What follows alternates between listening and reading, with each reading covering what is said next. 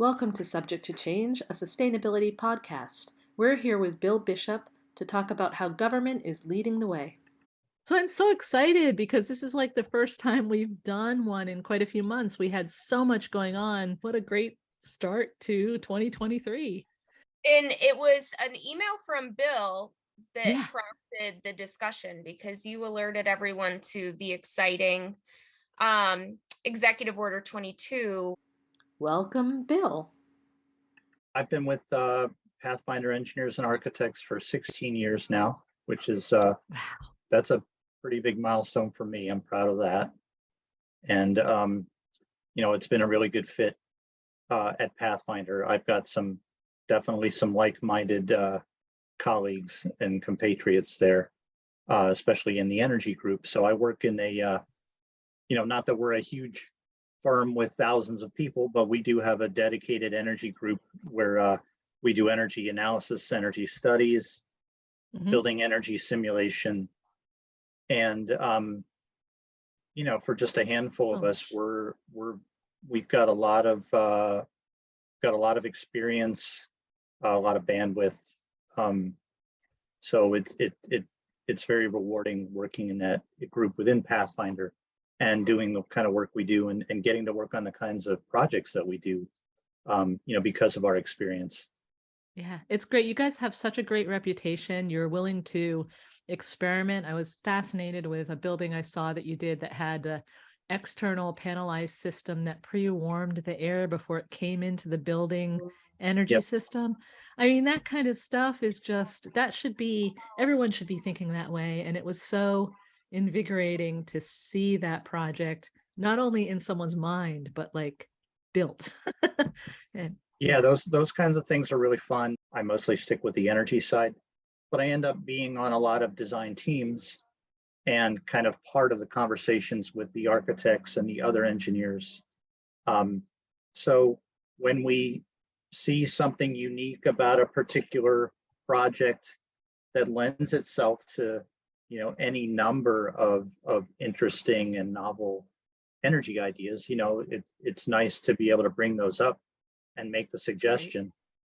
And most of the time, people be like, oh, that makes a lot of sense. People are familiar with a lot of these technologies, but they just don't get to use them very often, and certainly not on every project. That was going to be my question: is who's the owner that's saying like, yeah, come on, let's give this a shot? Well, so Pathfinder does a lot of work. We have all different kinds of clients, but a lot of our work is on projects for the state, for different state entities. We do a lot of SUNY projects. So because of state mandates and executive orders and the Climate Leadership and Community Protection Act, SUNY and other state entities really don't have a choice but to put a lot of different alternatives on the table and kind of do things that maybe a commercial client wouldn't necessarily be, champing at the bit to do. what is Executive Order 22? Yeah, that's great. And then to see something like Executive Order 22, I mean, basically, executive orders are weird, right? And so for anyone watching who doesn't know about executive orders, that's a softer way of introducing a process change or an operational change or some desired outcome and it impacts typically the state entities themselves. But if you have a system that has 35,000 state employees and impacts, that's just in the agencies themselves. That doesn't include all the people who work on state university campuses. All of these things together can move the entire state. And that's the whole point, right? So to see the executive order and have it call out a lot of the grassroots level work that has been done over the last 15 years, and then to consolidate it. And it's pretty well written. I was just poking around in it a little more, and they've included awareness of biodiversity and disenfranchised, disadvantaged communities. And so it's a holistic sustainability approach. And I'm certain that you're focused on the energy aspects of it. What thrills you the most about this executive order? Well, this executive order is kind of an evolution, an incremental step in a number of executive orders and statewide initiatives over the years. It used to be focused, decades ago, it was focused solely on energy. And then, in the past several years, the talk has also kind of added in carbon emissions and specifically trying to address climate change and mitigation and climate change resiliency as well. Yeah. And so this latest executive order by Governor Hochul is an extenuation of that. It's an evolution. So some of it is not really new. But as I pointed out in an email to some colleagues, that embodied carbon certainly caught my eye because that's definitely a new requirement. And it's going to be one of those things where we're really going to be charting new territory. I mean, I'm sure there are some architects and design firms that work with that a little bit, but now it's a requirement on all state projects. So it's not going to be the exception. It's going to be commonplace. And this is really going to be a new thing that design firms are going to have to figure out. A confluence of focus and action. A couple of things happened at the same basic time. Like just before I left state service, I was working on the advisory team for the climate law, and we were working on energy efficiency and housing. And when we first started talking, the determination had been made that nothing about the climate law was going to do anything with embodied carbon. Embodied carbon wasn't in the mandate. And there were a couple of us that pitched a fit in the kindest, most calm way possible. But so I started beating the embodied energy drum, and Mikhail Haramati from Hamarati, I always get that. I should fix that before I post this. But from NYSERDA, she also realized the impact of embodied carbon. And we started talking about it, and now it's part of the climate law implementation as well. So people are starting to get familiar with that language. Excited about the challenges. When you spotted that about embodied carbon, did it excite you, or did it concern you, or is it somewhere in the middle? What's your thought process? Yeah, it's definitely a little bit of everything there. So it was exciting to see something that's definitely going to move the bar. And it's not, to see that it wasn't just copy paste, reword it from what the state's already doing. Again, that's a new thing. And there were some other new things in the executive order as well, but just sticking with that embodied carbon for a second. It's exciting. And it's also, I'm an engineer, so I'm like, well, how are we going to do that? And of course, I'm also a devil's advocate for just whenever anybody's really strong for something, I instantly become a devil's advocate for the opposite, just to kind of wonder, well, does this really make sense, and that kind of thing. And I'm sure there's going to be, well, I don't know if pushback is the right word, because I don't know if that's going to get anybody anywhere, because again, it's going to be a requirement on state projects.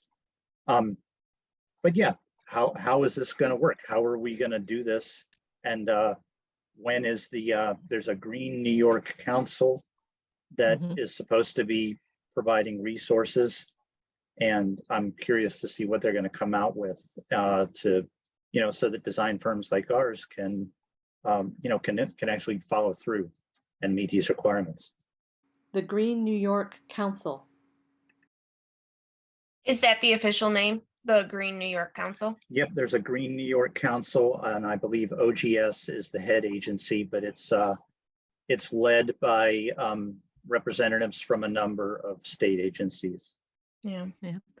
And just for backstory, Executive Order 22 is actually the culmination of a lot of work by specifically the people who led the GreenNY work. So I would say NYSERDA, OGS, and DEC.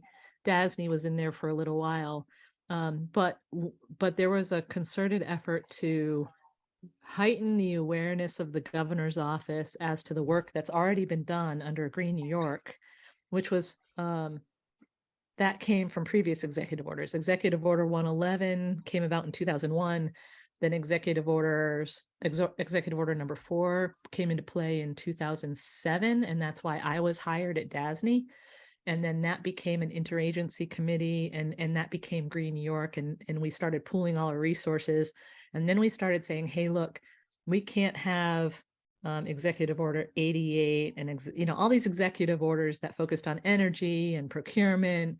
They're disparate. We need a unifying thing. And so there were some voices, not mine. I was just saying rah rah from the sides, but they went to the governor's office and met with staff and met with agency leads. And Executive Order 22, when it came out, I was like, yes, this solidifies all of those executive orders into one executive order that also really calls out training, staff, and support, and really calls out relationships that are bigger, like to disenfranchised communities. I'm going to sneeze. Sorry. Excuse me. I felt that coming. So the EO itself cites the Green New York procurement specifications, which the lower carbon concrete spec is one of those specifications, Lauren, the one that that was put together. So all of these things are coming together and like solidifying, and it's really cool. Now, I think that the Green New York, the council that they call out is pretty much the same players. It's just a little more solidified, and I'm hoping that that they will get the resources that are called out in here, and that they'll be able to share those appropriately. Led and co-chaired by OGS, DEC, Department of Buildings, NYSERDA, and NYPA. Anyway, that's all politics and who's designated and who leads and blah, blah, blah. The work will be done by hundreds of people, not just in state service, but who serve the state through state building projects. So I'm so glad you shared that information out, Bill. It's just incredible. Concerned about the challenges. I was also excited and / concerned by a few other things in there. So, the governor calls out the governor calls out waste reduction, and specifically single-use plastics are to be eliminated. So that could have some pretty serious ramifications and be very challenging to implement. But good on her for putting it in there. Single-use plastics is a huge issue, and it's questionable whether you can do any recycling with a lot of plastics, and so definitely for waste reduction sounds like a good idea. And does that take a step back to that waste reduction in the single-use plastics? Does that start to get into like packaging or anything at all like that, or is it more just for ongoing operations? That's a great question. I think that's something that that council is going to have to put some detail to. Yeah. I think. Oh, sorry. Go ahead. Yeah, but and in the executive order, she does call out bottled water specifically shall not be purchased except for emergencies. And obviously that's a huge source of single-use plastics. Well, and I have to tell you that there was an executive order that has been in place for 10 years that said state money should not be spent on single-use individual plastic bottles of water, except for any approved deviation from this. And so it's not a surprise. I mean, the state has known that they shouldn't be spending money on bottled water. And I am frustrated every time I used to walk into a state meeting and there'd be bottles of water on it, or I'd speak at a state event and there'd be bottled water there. It's like, seriously, people, come on. So this is underscoring that, which is pretty cool. I think that the waste part of this that concerns me most, because it wasn't clarified under Executive Order number 4, and I'm glad they clarified it, but it's going to be a hell of a lot of work, is they are calling for specifically construction and demolition waste to be data to be collected and for waste reduction to occur. Mhm. So in the past executive orders, they didn't clearly call out construction and demolition waste. And so we pretty much gave up trying to get that data. But I can tell you the only projects that I was ever involved with that paid any attention to that were LEED projects, and Mhm. only for the 5 different categories that LEED called for. Right. Mhm. This is going to change everything. Hopefully. Hopefully. It really is all so doable. So what are some of the other things that you're a little hesitant about within it or questioning? I'm more excited and enthusiastic than I am questioning. So I will say that, and that's mainly why I shared it in the first place. 100% of light duty vehicle fleets will be zero emission vehicles by 2035. So we're going to be seeing a lot more electric vehicles, and that's another challenge that New York State is going to end up being one of the first ones out of the gate. Is how do you effectively, cost effectively, and efficiently electrify vehicles, especially trucks. The small, your light duty trucks that kind of are part of your facilities on campuses that have to do a lot of work. And then medium and heavy duty vehicles electric by 2040, and that's not very far away. 17 years. Yeah, that's quick. But we had a deal with the New England states. The state already committed to have 25% of the state fleet be electric vehicle by 2025. So there's already a lot of work underway, mostly with parks, and I think, and DEC, and actually part of it has been, when I first started at the state, they eliminated use of a lot of fleet vehicles and said nobody can be assigned fleet vehicles anymore. So that changed a lot of what happened in the state. But yeah, it's shocking, but it's also so doable. Yeah. If you pay attention and you do it, right? Ecological integrity. And then there was something I didn't share in that kind of email and that letter that I put together. Was I'm trying to find it now, but it was promoting biodiversity and habitat protection. That was pretty exciting to me. Opportunities to enhance ecological integrity, support native biodiversity, and specifically New York State pollinators.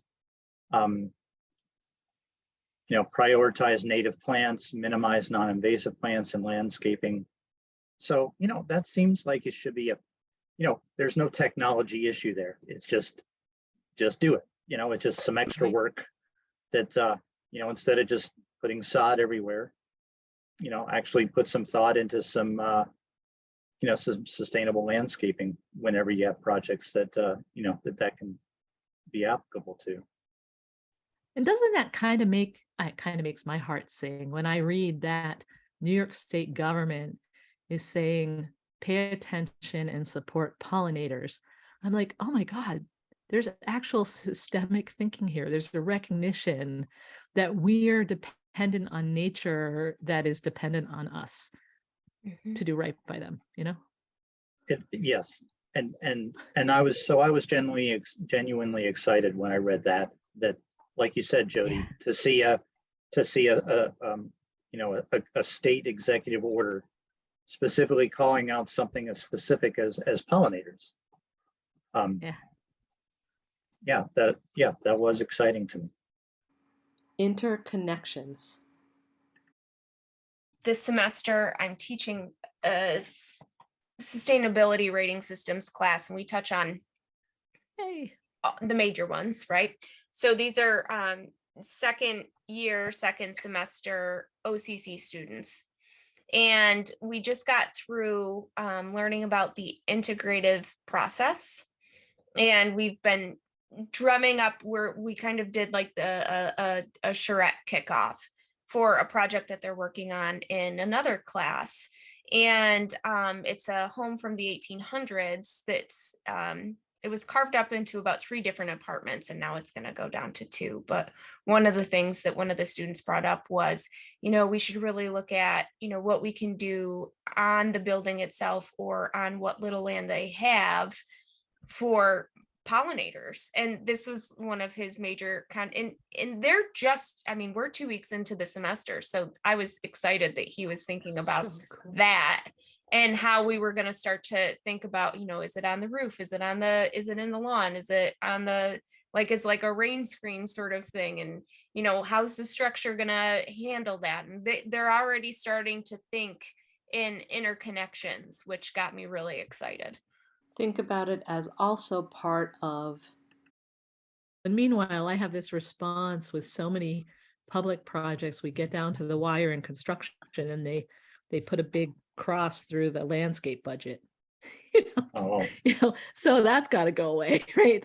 We have to get back to realizing that not only is landscaping better for the health of the occupants of the building and in the community, but it's better for the pollinators. But you know what? If you're doing it right, it's also part of the energy strategy. It's also part of the water management strategy. It's also part of the, the resilience strategy. And you can't just put a line through the last $20,000 because somebody overcharged for something.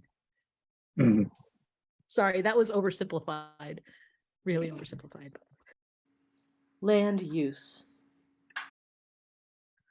So this might be shifting gears a little bit, but so this kind of makes me think about land use in general. And again, I work on a lot of SUNY campus projects. So, you've got the building footprint, but then you've got space around the building, and it kind of, sometimes it's a question, where is the project boundary, especially for LEED, but even if you're not doing LEED, it's still, how far out can we kind of influence the space, with this project.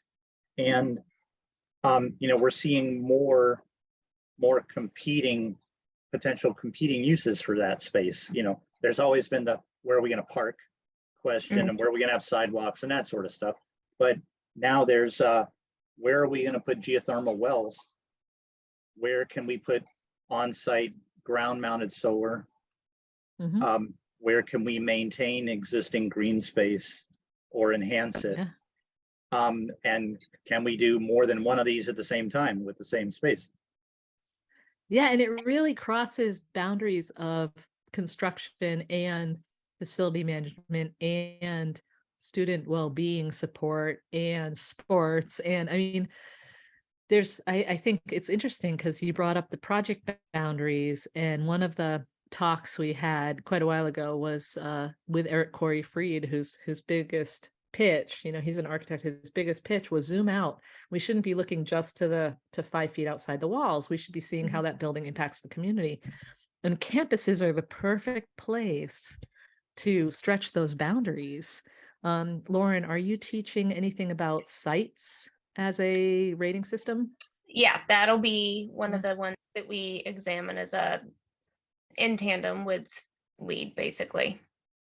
Yeah, I think that's great. Sites is all about the spaces between buildings, really, I guess, oversimplified, and also the well rating system. Both of those inform outside spaces.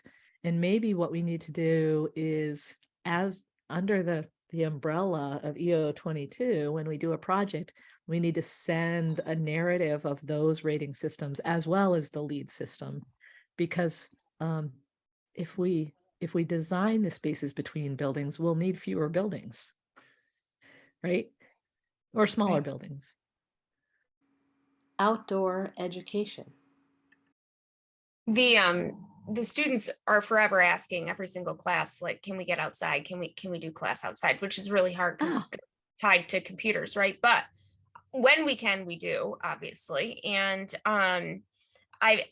there's this really cool series of steps that's really more of like a little amphitheater that's, at a grade change on campus.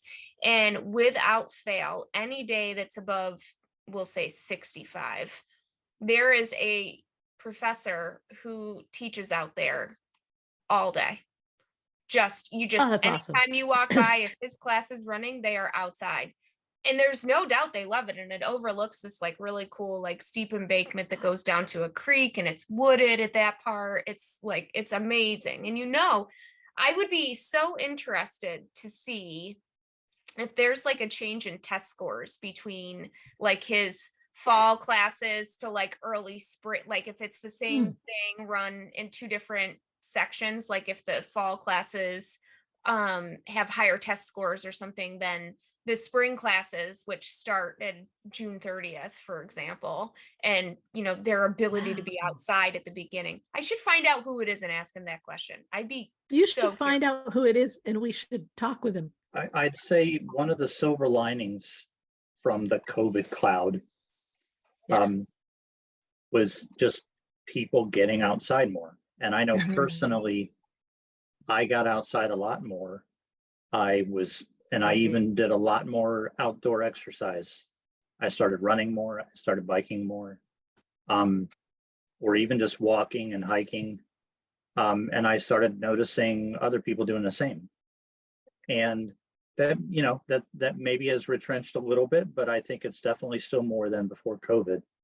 And I think it's a very positive outcome and trend. Let's talk about Bill's hero. Should we do some wrap-up questions? Are we still doing wrap-up questions, or did we reconfigure these? We never decided. Let's do them. And if we want to not do them anymore, we can stop. We'll get your feedback on it. We have in the past asked 2 questions of everybody just because we thought it was kind of fun. The first question was, who's your hero? Is there somebody that we can like connect other people to and kind of spread this connection of sustainability thought processes? And they can be present in real time, or they can be past people that we could maybe read about, or whatever, people in your personal life or people in your business life, doesn't matter. Yeah, I should have been ready for this question because I saw that you asked it. Unfortunately, the short answer is I don't really have a hero. And I think part of that is, I mentioned earlier how my natural tendency is to kind of become a devil's advocate. And no matter how much I kind of like any kind of figure or famous person or otherwise, I almost always kind of look for the, what's the dark side of them?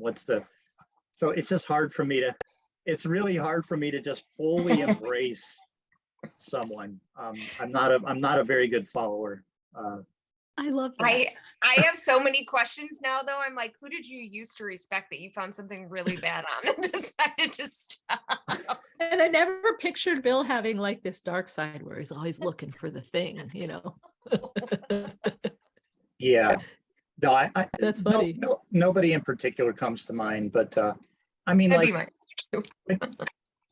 when you think, I mean, so presidents, presidents of the United States, it's like they're always disappointing to me. Sometimes they're just dreadful, but even the best ones are disappointing to me, and a lot of it's not their fault. They can only do so much. Right. But it's just like presidents are the perfect example that people are imperfect, and no matter how much confidence you put into them, and no matter how much hope you have that they can turn things around or make things so much better, they're going to disappoint you. The more you kind of want that, the more they're going to disappoint you. Hey, Pooch. Yes, this is Leroy. He tends to make cameos. And what should be our focus? So we can take the idea a step further. And if there's not a person, then maybe there's an idea, and that leads us to our focus question.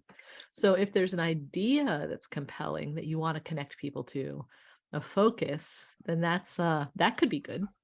Yeah. And that's really sort of the second question. The second Sort of question, the second question. if you could kind of like pause everyone from paying attention to, I don't know, their phones or their own problems for a period of time and have them all focus on one collective resolution to an issue, what would it be? Well, kind of a theme around a lot of the things that I value and try to promote relative to energy is just what do we I guess it's being a consumer, and the fact that that was kind of, even the word consumer was probably invented in the United States. This idea that we're not just, you know, people getting our needs met, but we actually consume and we seek out goods in many cases for their own sake.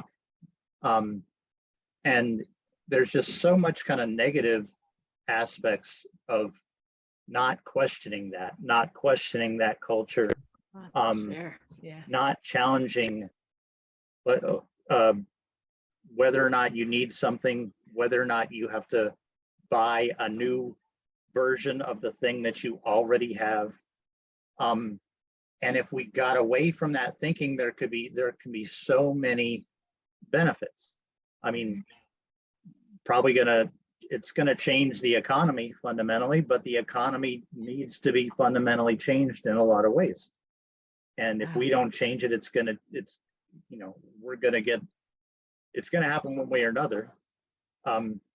So I just think about the interconnectedness of, you know, how our economy works, how we buy things out of habit and feel like we have to buy the new thing rather than use the old thing that in many cases performs better than the new thing. I feel like Yeah. our whole next session is like in this question and then Jody's question. And then whatever else comes up. Yeah. I love the idea of kind of unpacking the whole word consumer and what that means. And I mean, I cherish in myself that I don't fancy myself a consumer, and yet I'm sitting here with my purchased microphone, for my purchased laptop, for my purchased stand, for my purchased, you know, blogging light. I just received flowers in a vase that I'll never reuse, which are beautiful. Martin, thank you. But the vase, I don't know, not so much. There's all these things, and what does that all mean, right? It's really incredible. So thanks for that. Yeah. Challenging thought. Yeah. Well, good. And it's about time to wrap up. Yeah. Bill, thank you so much. This has been awesome. It has been. Thank you so much, Lauren and Jody, for inviting me. I really enjoyed myself. Welcome. Yeah, and say hi to all our buds at Pathfinder. I certainly will. And Helen will love to get whatever you put together. Yeah. Thanks for joining us for Subject to Change. Lauren and I really appreciate your taking part. And thanks to Bill for spending some time with us.